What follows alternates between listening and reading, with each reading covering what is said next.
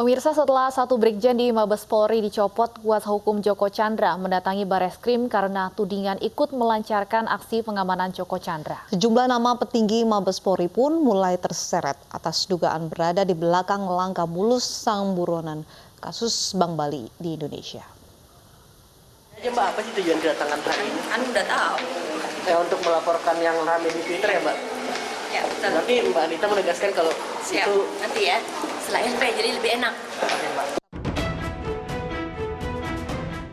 Tak berapa lama, Anita Kolopaking keluar dari gedung Bareskrim Polri.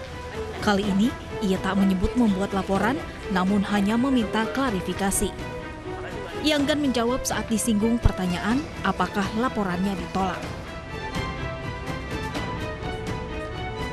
Bu Anita, Bu sedikit Bu, gimana laporannya gimana Bu? Gimana Bu? Enggak, bukan laporan, kami baru mengklarifikasi ya penyiaran yang disebarkan oleh Diaplo ya. Sekarang lagi dalam pendalaman, masih dalam pendalaman jadinya ya. Jadi sabar dulu aja. Jadi soal yang dipublish di Twitter itu betul adanya? Tidak demikian, fotonya betul tapi beritanya lain. Jadi sama sekali makanya kita tadi klarifikasi. Artinya percakapan itu benar adanya? Nggak ada. Artinya Ibu kan dituding ikut berperan menyembunyikan. Insya Allah nanti kita lihat hasilnya nanti dari pendalaman dari kepolisian ya. Diskusi apa aja Bu yang di... Nanti aja, masih dalam pendalaman, nggak enak saya menyampaikan lebih dulu ya. Oke? Yuk. Berarti bukan laporan ya Bu ya? Belum, masih klarifikasi. Tidak diterima? Iya.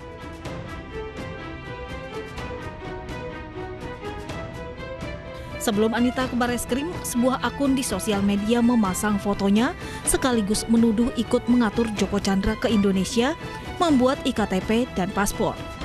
Ia juga dituduh meminta sejumlah uang ke Joko Chandra lewat aplikasi Telegram untuk pengamanan di kepolisian, agar sang buron tak diganggu saat berada di tanah air. Polisi sudah mencopot Kepala Biro Koordinasi dan Pengawasan PPNS Bareskrim Polri, Brigjen Prasetyo Utomo, karena mengeluarkan surat jalan kepada Joko Chandra. Sang Brigjen kini sedang ditahan 14 hari demi pemeriksaan. Indonesian Police Watch menemukan setidaknya 4 surat yang ditandatangani 4 polisi berpangkat tinggi di kepolisian. IPW menganggap keempat surat tersebut demi menjamin keamanan Joko Chandra keluar masuk Indonesia sepanjang Mei dan Juni lalu. Indonesia Police Watch menemukan 4 surat yang dikeluarkan oleh jenderal-jenderal polisi untuk memberikan keistimewaan kepada Joko Chandra. Ini menunjukkan bahwa ada persekolahan jahat dari para jenderal polisi untuk menyelamatkan atau mengamankan buronan kelas kakap ini. Polisi mengaku sedang mendalami kasus ini dan tak segan memproses hukum anggota yang terlibat. Tapi, Kadif Humas Mabes Polri tegas menyebut, keterlibatan polisi inisiatif sendiri alias bukan instruksi pimpinan. Tadi saya jelaskan apa? Inisiatif? Apa tadi? Inisiatif sendiri. Ya. Sayangnya penjelasan Mabes Polri soal inisiatif sendiri membuat ragu Indonesian Police Watch. Yang kita sayangkan juga adalah penjelasan Humas kemarin, Humas Polri yang mengatakan ini adalah tindakan individu.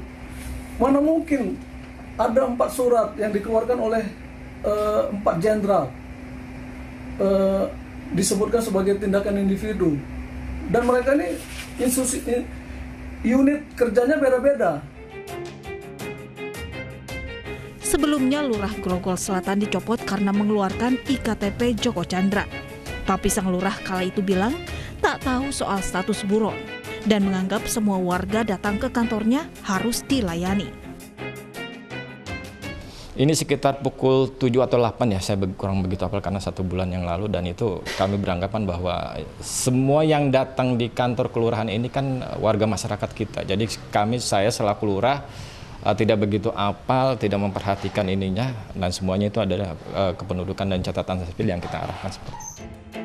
Joko Chandra, buron 11 tahun kasus korupsi utang Bank Bali, masuk Indonesia demi mengajukan peninjauan kembali kasusnya di Pengadilan Negeri Jakarta Selatan. Tahun 2009, Mahkamah Agung memvonisnya 2 tahun penjara, sekaligus memerintahkan negara menyita hartanya setengah triliun rupiah di Bank Bali. Joko Chandra melarikan diri 1 hari sebelum keluar vonis Mahkamah Agung.